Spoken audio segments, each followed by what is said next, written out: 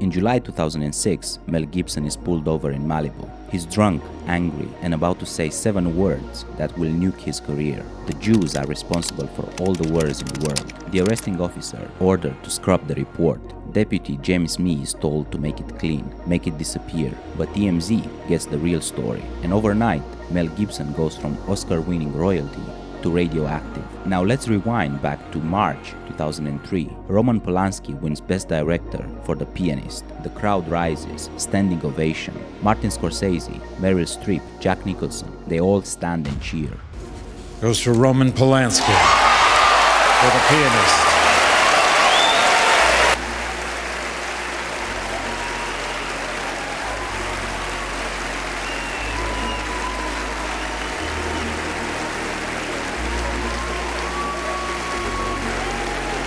The Academy congratulates Roman Polanski and accepts his award on his behalf. Just one problem, Polanski isn't there to accept the award because he's in hiding. He fled the US after pleading guilty to drugging a 13-year-old girl. He's been a fugitive for 25 years and Hollywood still gave him a standing ovation. Warren Beatty calls The Pianist a masterwork, shrugs off the child as a personal mistake. Let that sink in. A drunken anti-Semitic rant ends a man's career, but child gets applause and gold statues. Of course it doesn't make sense, but power doesn't care about sense. It cares about submission. And in Hollywood, submission is everything. Hollywood doesn't hate monsters. It hates monsters it can't control.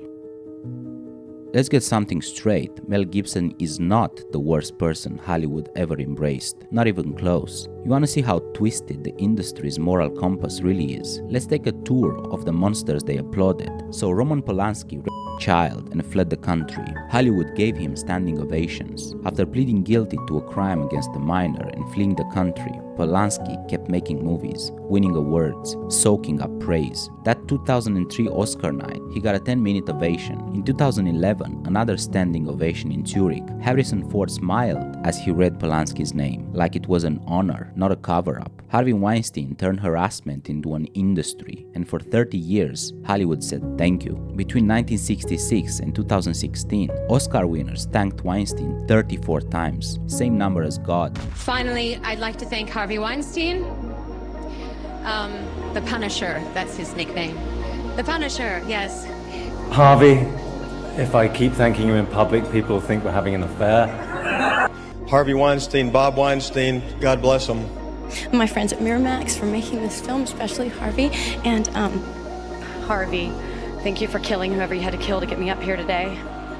and to Harvey Weinstein, the tough guy on the playground with the biggest heart. Thank you for saying you'd do anything for your friends, and you always do. Thank you. And then Harvey Weinstein. Harvey Weinstein. Harvey and Bob Weinstein. Everyone. Thank you, Harvey Weinstein. I want to thank Harvey and Bob Weinstein's. My agent, Kevin Uvain, and God, Harvey Weinstein. The Punisher. Old Testament, I guess. Especially the bomber Weinstein, my godfather. I would like to thank Harvey Weinstein. Harvey Weinstein, who believed in us and made this movie. Harvey, thank you to Harvey. Harvey Weinstein for his commitment. And to Harvey Weinstein and everyone at Miramax. He's Harvey Weinstein. Harvey Weinstein and Lawrence Bender and... Harvey and Bob Weinstein. You also break my heart with your uncensored passion. But I have to thank Harvey Weinstein. He's a kindly, wonderful, gentle man that we all deeply love. His name is Harvey Weinstein. And this is a good man. People don't know that, but he's done a lot of good things in life. They'll write an article about that someday, too. People said Harvey and everyone knew. This is the man who makes or breaks careers. This was while he was allegedly abusing women across decades. Everyone knew, but they thanked him anyway. He only saw prison in 2020. For 30 years, he was untouchable. Chris Brown beat a global pop icon, and 3 years later, the Grammys handed him a trophy like nothing happened. In 2009, he assaults Rihanna the night before the Grammys. Felony charge, probation, graphic photos everywhere. That should have been career-ending. Instead, 3 years later, he's performing at the Grammys, winning awards, Best R&B album, standing ovation, and it didn't end there. He's been sued for assault multiple times since. In 2024, 4 men claimed he brutally beat them. $50 million lawsuit. Today, he's still selling out tours, still topping charts. 3 years after felony assault, the music industry handed him a Grammy and called it art. Same playbook, different monster. Woody Allen faced decades of allegations. In 1992, his daughter Dylan said he abused her. She was 7. She repeats her claims during the Me Too movement. National TV, details, pleas for belief.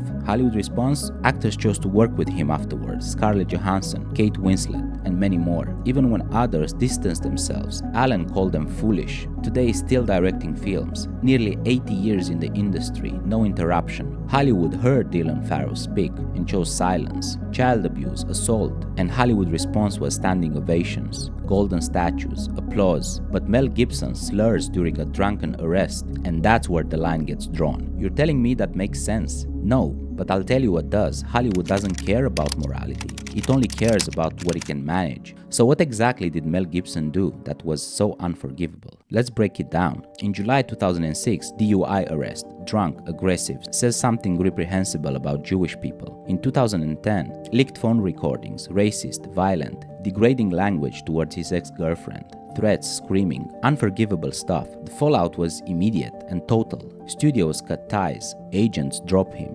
projects collapse overnight. He's out, blacklisted, pariah status activated. Compare that to others. No conviction, no pending charges, no physical violence caught on camera. Just leaked recordings and ugly words, and his career ends overnight. But Mel Gibson didn't disappear quietly. He went to rehab, he donated, he publicly repented. He even got a character witness from the king of Hollywood comebacks himself, Robert Downey Jr. At the 2011 American Cinematic Awards, Downey begs, forgive him. Hollywood shrugs. When I couldn't get sober, he told me not to give up hope, and he urged me to find my faith. It didn't have to be his or anyone else's as long as it was rooted in forgiveness. He said that if I accepted responsibility for my wrongdoings, and if I embraced that part of my soul that was ugly, hugging the cactus, he calls it, all he asked in return was that someday I help the next guy in some small way. It's reasonable to assume that at the time he didn't imagine the next guy would be him. I humbly ask that you join me unless you are completely without sin, in which case you picked the wrong industry, in forgiving my friend his trespasses, offering him the same clean slate you have me, and allowing him to continue his great and ongoing contribution to our collective art without shame. He's hugged the cactus long enough.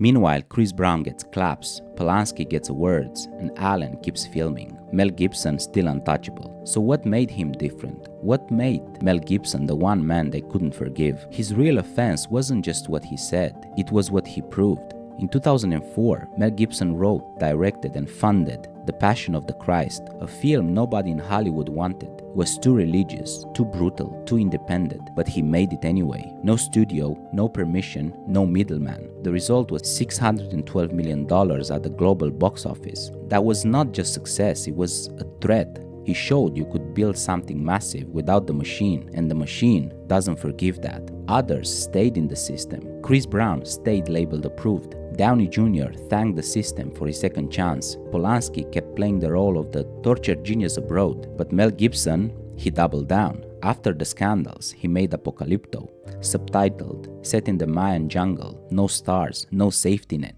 and it grossed $120 million. Again he proved, I don't need you. And that was his real scene. Hollywood doesn't care about apologies. It cares about obedience. They want press tours, consultants, curated interviews, redemption arcs they can choreograph. Mel Gibson skipped all of it, rebuilt on his terms, and made it obvious he could win without them. Even worse, he holds values they despise: Catholic, conservative, traditional. He represents the wrong kind of rebellion that made him radioactive. Polanski was a fugitive but artistic. Brown was violent but profitable. Weinstein was a monster but powerful. Mel Gibson was none of these things. He wasn't manageable, and in Hollywood, that's the only thing they'll never forgive. The math is pretty simple. Hollywood didn't forgive the worst. They forgave the obedient. But if you go off script, build without them, represent the wrong values, forget it. This isn't about what you've done, it's about whether they own the narrative. And Mel Gibson, they couldn't script him, so they erased him. You don't have to like Mel Gibson, you don't have to excuse what he said, no one's asking you to.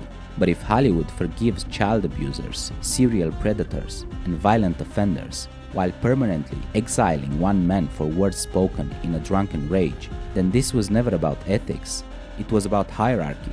Mel Gibson isn't dangerous because of what he said, he's dangerous because he proved they weren't necessary. He showed the world that the machine isn't required, that you can build something massive without studio backing, political pandering, or media grooming. And that's what Hollywood really punishes, not sin or scandal, but sovereignty. This was not a fall from grace, it was a takedown, not because he sinned, but because he wouldn't kneel, because in the end the industry will forgive anything, so long as it controls the script. He didn't ask for a second chance, he built without permission, and that's the only thing this industry can't afford to let slide. If you ask most people what their number one fear is, what do you think it is? Most people's number one fear is public humiliation. Okay? I don't give a fuck anymore. I'm not afraid of it. Because I've had plenty. And now, it's just time for me to say, I'm tough. Because what does not kill you makes you strong.